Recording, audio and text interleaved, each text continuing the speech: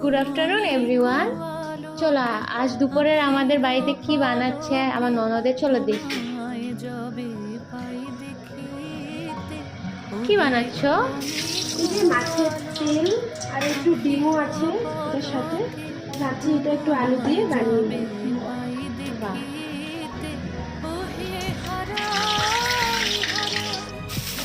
তেলের মধ্যে একটা শুকনো লঙ্কা, একটা বড় পেঁয়াজ আর কাঁচা লঙ্কা দিয়ে সোমবার দিলাম।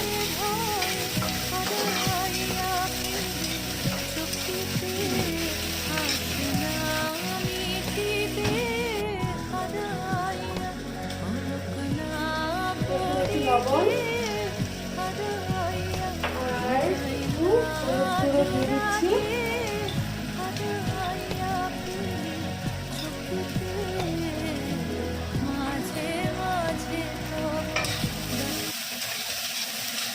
তেলটা একটু কম দিয়েছি কারণ মাছের তেলের থেকে এক্সট্রা তেল বেরোয় তো।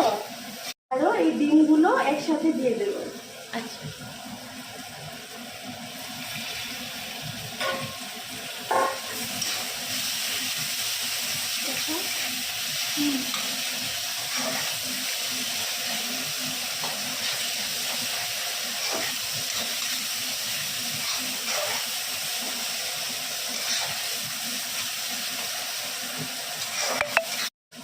এই যে এখন একদম কুচি কুচি করে রেখে দিলাম আলুগুলো, এগুলো দিয়ে দেবো।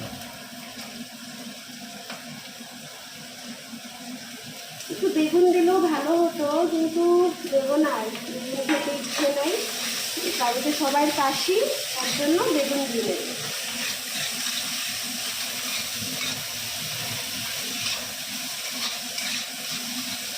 কাশ্মীরি লঙ্কার গুঁড়ো দিয়ে দিচ্ছি, তার কালারটা একটু ভালো আসবে।